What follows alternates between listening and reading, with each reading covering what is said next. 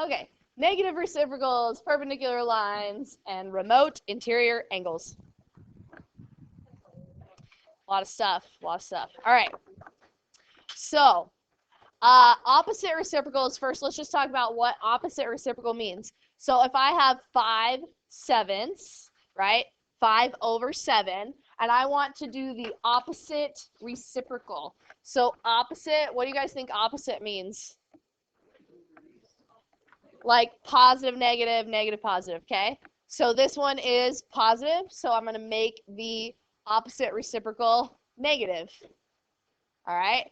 And so opposite is changing signs, all right? Reciprocal, anybody know what that means? What do you think?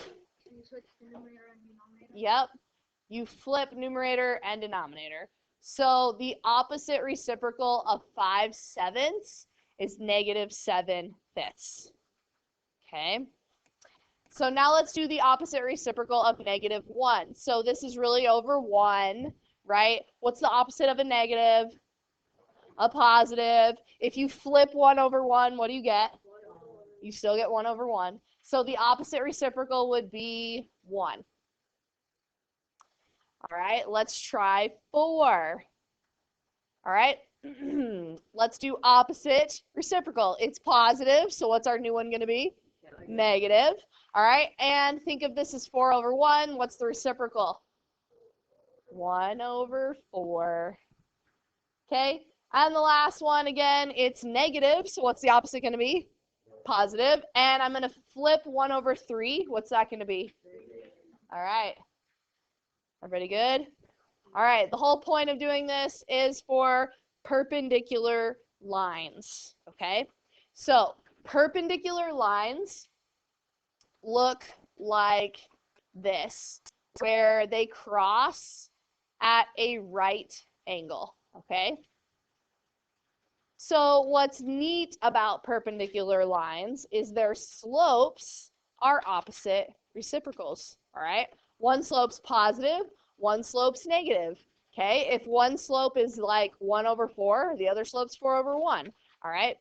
So let's write the equation of the line that is perpendicular to this line and passes through this point.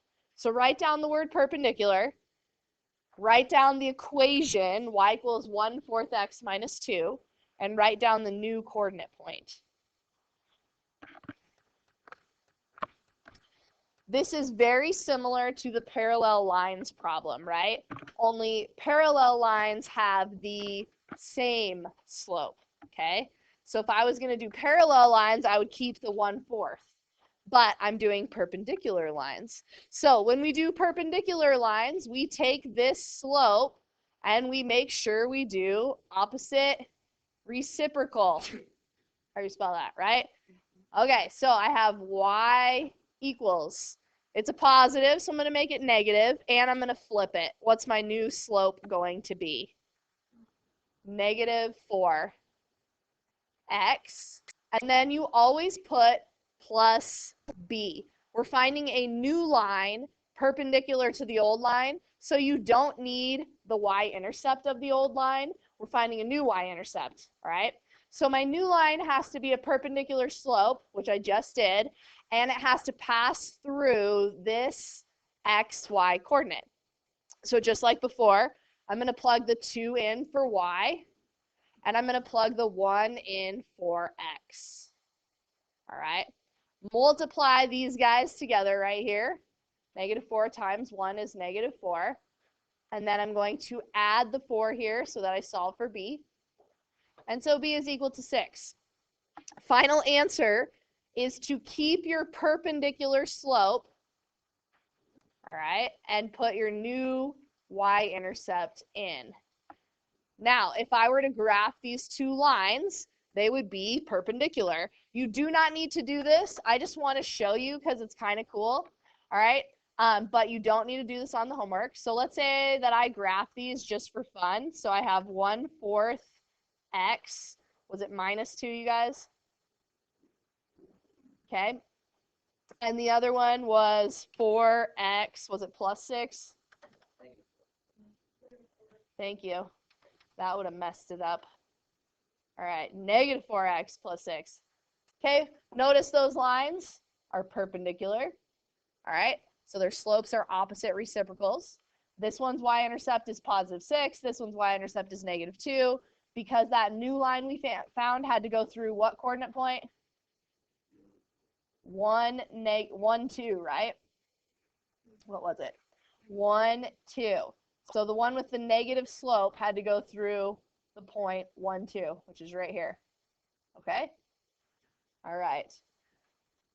Okay.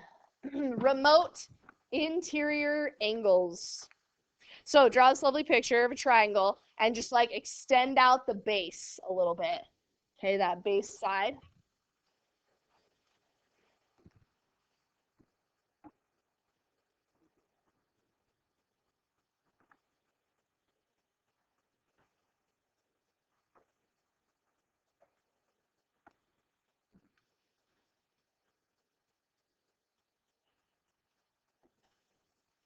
All right, so if you extend any side of a triangle, first of all, we have a straight line.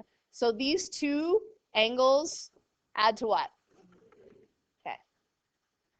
What else adds to 180? Right. The whole triangle adds to 180, right? So what's really cool is we can automatically know, because this whole thing's 180 and this whole thing's an 80, what do they have in common? They both have C in common. So guess what E is equal to? A plus B. All right. So write that down. E is equal to A plus B. All right. Why again? Because this is 180 and this is 180. And if you subtract out C, then E is equal to those two. So this is called remote interior angles. So remote meaning these two far away angles, all right, remote, think of like far away, all right? The two far away angles from E add to E, all right? That's it. We can call this RIA, I guess, if you use it, or whatever you remember, remote interior angles. All right, let's try some whiteboards. I feel like I should do another one of those, but here we go. This is actually the last one, you guys, so this should go fast.